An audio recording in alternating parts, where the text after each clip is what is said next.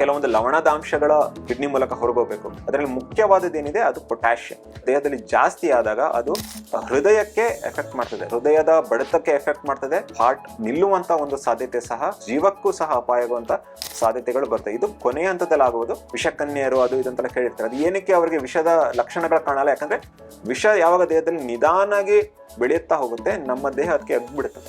So ಈಗ ನಾನು ಹೇಳಿದಾಗ ಕಿಡ್ನಿ ನಮ್ಮ ದೇಹದಲ್ಲಿ ಇರುವಂಥ ವಿಷದಾಂಶಗಳನ್ನ, ನೀರಿನಂಶಗಳನ್ನ ತೆಗೆಯುತ್ತೆ.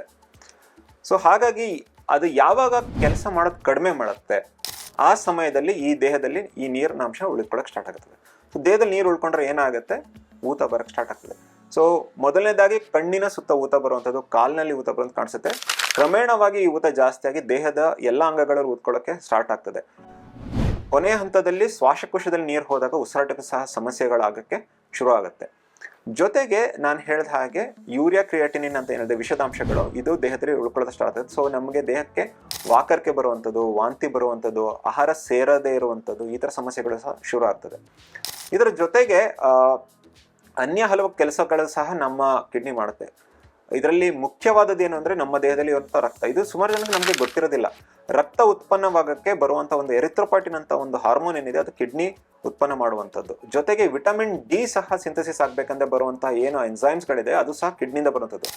ಸೊ ಈ ಥರ ಕಿಡ್ನಿ ವೈಫಲ್ಯವಾದರೆ ರಕ್ತ ಕಡಿಮೆ ಆಗ್ತಾ ಹೋಗುತ್ತೆ. ಅದರಿಂದ ಅನಿಮಿಯಾ ಅನ್ನುವಂಥದ್ದು ಏನಿದೆ ನಮ್ಮ ದೇಹದಲ್ಲಿ ಆಗುತ್ತೆ. ರಕ್ತದ ಕಡಿಮೆ ಆಗಿ ಸುಸ್ತಾಗುವುದು, ಅದರಿಂದ ಎದೆ ಬಡಿತ ಜಾಸ್ತಿ ಆಗುವಂಥದ್ದು, ವಿಟಮಿನ್ ಡಿ ಕೊರತೆಯಿಂದ ನಮ್ಮ ಮೂಳೆಗಳು ವೀಕ್ ಆಗುವಂಥದ್ದು, ಫ್ರ್ಯಾಕ್ಚರ್ ಆಗುವಂಥದ್ದು, ಕೆಲವೊಂದು ಸಮಸ್ಯೆಗಳು ಬರ್ತದೆ. ಜೊತೆಗೆ ದೇಹದಲ್ಲಿ ಕ್ರಮೇಣವಾಗಿ ಆ್ಯಸಿಡ್ ಅಂಶಗಳು ಡೆವಲಪ್ ಆಗ್ತಾ ಹೋಗ್ತದೆ. ಈ ಆ್ಯಸಿಡ್ ಯಾವಾಗ ನಮ್ಮ ದೇಹದಲ್ಲಿ ಜಾಸ್ತಿ ಆಗುತ್ತೆ, ಅದರಿಂದ ನಮಗೆ ಉಸಿರಾಟದ ಸಮಸ್ಯೆ ಆಗಕ್ಕೆ ಶುರು ಆಗ್ತದೆ. ಯಾಕಂದರೆ ನಾವು ಎಸಿಡೋಟಿಕ್ ಬ್ರೀದಿಂಗ್ ಅಂತ ಹೇಳ್ತೀವಿ. ಜೊತೆಗೆ ನಮ್ಮ ಹೃದಯದ ಏನು ಕಾರ್ಯಗಳು ಇದು ಕಡಿಮೆ ಆಗ್ತಾ ಹೋಗುತ್ತೆ. ಕೆಲವೊಂದು ಲವಣದಾಂಶಗಳ ಏನಿದೆ ಅದು ಸಹ ಕಿಡ್ನಿ ಮೂಲಕ ಹೊರಗೋಗ್ಬೇಕು. ಅದರಲ್ಲಿ ಮುಖ್ಯವಾದದ್ದೇನಿದೆ ಅದು ಪೊಟ್ಯಾಷಿಯಂ. ಪೊಟ್ಯಾಷಿಯಂ ಅನ್ನುವ ಏನು ಪದಾರ್ಥ ಇದೆ, ಅದು ದೇಹದಲ್ಲಿ ಜಾಸ್ತಿ ಆದಾಗ ಅದು ಹೃದಯಕ್ಕೆ ಎಫೆಕ್ಟ್ ಮಾಡ್ತದೆ, ಹೃದಯದ ಬಡಿತಕ್ಕೆ ಎಫೆಕ್ಟ್ ಮಾಡ್ತದೆ, ಹಾರ್ಟ್ ಅಟ್ಯಾಕ್, ಹಾರ್ಟ್ ನಿಲ್ಲುವಂಥ ಒಂದು ಸಾಧ್ಯತೆ ಸಹ, ಬಡಿತದ ವೇರಿಯೇಷನಿಂದ ನಿಲ್ಲುವಂಥ ಸಾಧ್ಯತೆ, ಮತ್ತು ಜೀವಕ್ಕೂ ಸಹ ಅಪಾಯ ಆಗುವಂಥ ಸಾಧ್ಯತೆಗಳು ಬರ್ತವೆ. ಇದು ಕೊನೆಯ ಹಂತದಲ್ಲಿ ಆಗುವುದು. ಬಟ್ ಇನಿಷಿಯಲ್ ಸ್ಟೇಜಸ್ಸಲ್ಲಿ ಏನಿದೆ ನಿಮಗೆ ಕೆಲವೊಮ್ಮೆ ಗೊತ್ತಾಗದೇ ಇರ್ಬೋದು. ಇದು ಮುಖ್ಯ. ಯಾಕೆಂದರೆ ನಾವು ಯಾವಾಗಲೂ ಹೇಳ್ತೀವಿ ಕಿಡ್ನಿ ಸಮಸ್ಯೆ ಇದ್ದರೆ ಊತ ಬರುತ್ತೆ, ಕಿಡ್ನಿ ಸಮಸ್ಯೆ ಇದ್ದರೆ ಸುಸ್ತಾಗುತ್ತೆ, ಕಿಡ್ನಿ ಸಮಸ್ಯೆ ಇದ್ದರೆ ವಾಕರಿಕೆ ಇರುತ್ತೆ, ಹಸಿವೆ ಆಗಲ್ಲ, ಜೀವಕ್ಕೆ ಲವಲವಿಕೆ ಇರಲ್ಲ ಅಂತೆಲ್ಲ ಹೇಳ್ತೀವಿ. ಆದರೆ ಈ ಒಂದು ಸಿಂಪ್ಟಮ್ಸ್ ಏನಿದೆ, ಈ ಒಂದು ರೋಗ ಲಕ್ಷಣಗಳೇನಿವೆ, ಇದು ಕೊನೆಯ ಹಂತದಲ್ಲಿ ಬರುವಂಥದ್ದು. ಇದು ಮೊದಲೇ ಬರಲ್ಲ. ಮೊದಲು ನಮ್ಮ ದೇಹದಲ್ಲಿ ಏನು ವಿಷದಾಂಶ ನೀರು ಉಳ್ಕೊಳ್ಳುತ್ತೆ, ಆ ಸಂದರ್ಭದಲ್ಲಿ ನಮಗೆ ಸಿಂಪ್ಟಮ್ಸ್ ಕಾಣದೇಹೂ ಸಹ ಇರಬಹುದು. ಹಾಗಾಗಿ ಕೆಲವೊಮ್ಮೆ ನಾವು ಟೆಸ್ಟ್ ಮಾಡಿಸದಿದ್ದಲ್ಲಿ ಗೊತ್ತಾಗದೇ ಇರುವ ಸಾಧ್ಯತೆಯೂ ಸಹ ಇರುತ್ತೆ.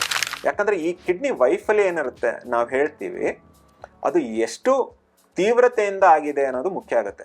ತುಂಬ ತೀವ್ರತೆಯಿಂದ ಆದರೆ ಬೇಗ ಬೇಗ ಬೇಗ ನಮ್ಮ ಕ್ರಿಯಾಟಿನಿನ್ ದೇಹದಲ್ಲಿ ಜಾಸ್ತಿ ಆಗ್ತಾ ಹೋದರೆ, ಕಿಡ್ನಿ ಕೆಲಸನೇ ಮಾಡ್ತಿಲ್ಲ ಅಂದರೆ ಲಕ್ಷಣಗಳು ಸಹ ಬೇಗ ಬರ್ಬೋದು. ಆದರೆ ಅದು ನಿಧಾನಾಗಿ ಆಗ್ತಾ ಹೋದರೆ ಅದು ಲಕ್ಷಣಗಳು ನಿಮಗೆ ಕೊನೆಗೆ ಬರ್ಬೋದು. ನೀವು ಕೇಳಿರ್ತೀರಾ, ಹಳೆ ಕಾಲದ ಕಥೆಗಳಲ್ಲೆಲ್ಲ ಕೇಳ್ತೀರಾ, ವಿಷಕನ್ಯರು ಅದು ಇದಂತೆಲ್ಲ ಕೇಳಿರ್ತೀರ. ಅದು ಏನಕ್ಕೆ ಅವರಿಗೆ ವಿಷದ ಲಕ್ಷಣಗಳು ಕಾಣಲ್ಲ? ಯಾಕಂದರೆ ವಿಷ ಯಾವಾಗ ದೇಹದಲ್ಲಿ ನಿಧಾನಾಗಿ ಬೆಳೆಯುತ್ತಾ ಹೋಗುತ್ತೆ, ನಮ್ಮ ದೇಹ ಅದಕ್ಕೆ ಅಗ್ಬಿಡುತ್ತದೆ. ಹಾಗೆ ವಿಷದ ಏನು ಲಕ್ಷಣಗಳಿದೆ ಅದು ಬರೋದಿಲ್ಲ. ಸೊ ಹಾಗಾಗಿ ನಿಧಾನಾಗಿ ಯಾವುದು ರೋಗ, ನಮ್ಮ ಕಿಡ್ನಿ ವೈಫಲ್ಯತೆ ನಿಧಾನವಾಗಿ ಯಾವಾಗ ಡೆವಲಪ್ ಆಗುತ್ತೆ, ರೋಗ ಲಕ್ಷಣಗಳು ಸಹ ನಿಧಾನವಾಗಿ ಕಾಣ್ಬೋದು. ಆ ಥರ ಸಂದರ್ಭದಲ್ಲಿ ಕೆಲವೊಮ್ಮೆ ಲಕ್ಷಣ ಬರುವ ಸಂದರ್ಭದಲ್ಲಿ ಕಿಡ್ನಿ ವೈಫಲ್ಯತೆ ತೀವ್ರವಾಗಿರ್ಬೋದು. ಸೊ ಹಾಗಾಗಿ ಲಕ್ಷಣಗಳು ಬರದೇ ಇರುವ ಸಾಧ್ಯತೆನೂ ಇರುತ್ತೆ. ಹಾಗಾಗಿ ಕೆಲವೊಮ್ಮೆ ನಾವು ಟೆಸ್ಟ್ ಮಾಡಿಸೋದು ಅನಿವಾರ್ಯ ಆಗುತ್ತೆ.